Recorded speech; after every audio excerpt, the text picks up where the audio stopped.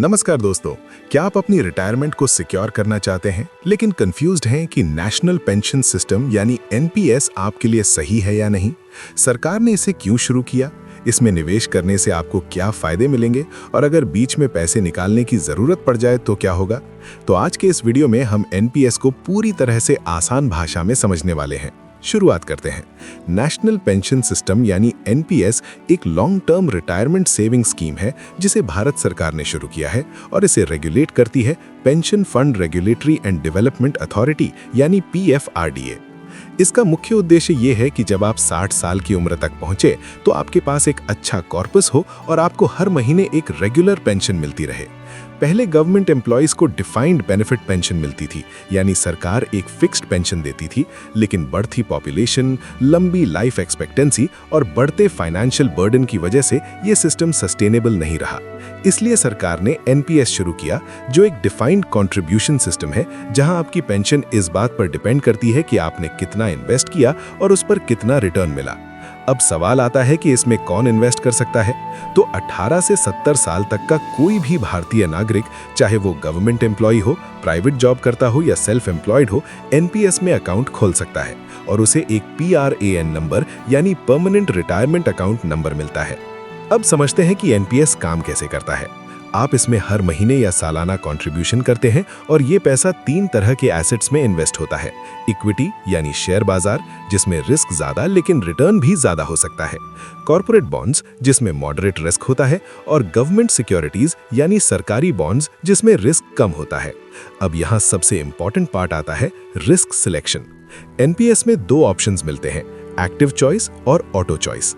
Active choice में आप खुद डिसाइड करते हैं कि आपका पैसा इक्विटी, बॉन्ड्स और गवर्नमेंट सिक्योरिटीज में कितना इन्वेस्ट होगा, जबकि ऑटो चॉइस में आपकी एज के हिसाब से एसेट एलोकेशन ऑटोमेटिकली एडजस्ट होता रहता है, जिसमें 3 वेरिएंट्स होते हैं, अग्रेसिव, मॉडरेट और कंजर्वेटिव। अब बात करते हैं एनपीएस के सबसे बड़े फायदों की। सबसे पहला फायदा है टैक्स सेविंग। आप सेक्शन 80C के तहत 1.5 लाख रुपए तक डिडक्शन ले सकते हैं और इसके अलावा एक्स्ट्रा 50,000 रुपए का बेनिफिट सेक्शन 80CCD1B के तहत मिलता है। दूसरा फायदा है लो कॉस्ट। एनपीएस दुनिया की सबसे सस्ती पेंशन स्कीम्स में से एक है। तीसरा फायदा है मार्केट लिंक्ड रिटर्न्स, जिससे आपको एफडी से बेहतर रिटर्न्स मिलने का चांस होता है। और अगर आप कॉर्पोरेट एम्प्लॉय हैं तो एम्प्लॉयर कंट्रीब्यूशन पर भी एडिशनल टैक्स बेनिफिट मिलता है। अब समझते हैं मैच्योरिटी रूल्स।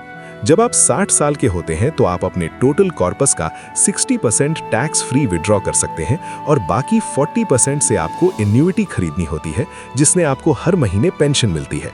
लेकिन अगर आप 60 साल से पहले एग्जिट करना चाहते हैं तो नियम थोड़ा अलग है। आप केवल 20% ही विड्रॉ कर सकते हैं और 80% अमाउंट एन्युइटी में इन्वेस्ट करना मैंडेटरी होता है।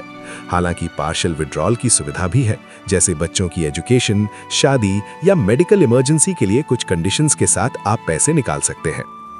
अब बात करते हैं इसके डिसएडवांटेजेस की। सबसे पहला रिस्क है मार्केट रिस्क, क्योंकि रिटर्न्स फिक्स नहीं होते। दूसरा, एन्युइटी रिटर्न्स कभी-कभी कम हो सकते हैं।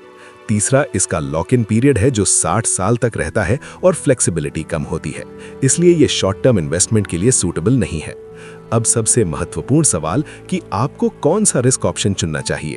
अगर आपकी एज 35 साल से कम है तो आप हाई इक्विटी यानी अग्रेसिव ऑप्शन चुन सकते हैं, क्योंकि आपके पास टाइम ज्यादा है रिस्क लेने के लिए।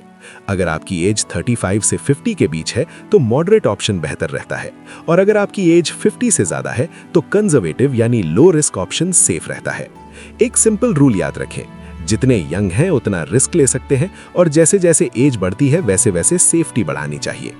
तो फाइनल वर्डिक्ट ये है कि एनपीएस एक बहुत अच्छा ऑप्शन है अगर आप लॉन्ग टर्म रिटायरमेंट प्लानिंग करना चाहते हैं, टैक्स सेविंग करना चाहते हैं और लो कॉस्ट इन्वेस्टमेंट चाहते हैं। लेकिन अगर आपको फ्लेक्सिबिलिटी चाहिए या शॉर्ट टर्म गोल्स हैं तो ये आपके लिए आइडियल नहीं है। अगर आपको ये वीडियो हेल्पफुल लगा हो तो इसे लाइक करें, अपने दोस्तों के साथ शेयर करें और चैनल को सब्सक्राइब करना बिल्कुल ना भूलें, क्योंकि अगले वीडियो में हम कंपेयर करेंगे एनपीएस, ईपीएफ और पीपीएफ में कौन सा ऑप्शन आपके लिए सबसे बेहतर है। धन्यवाद।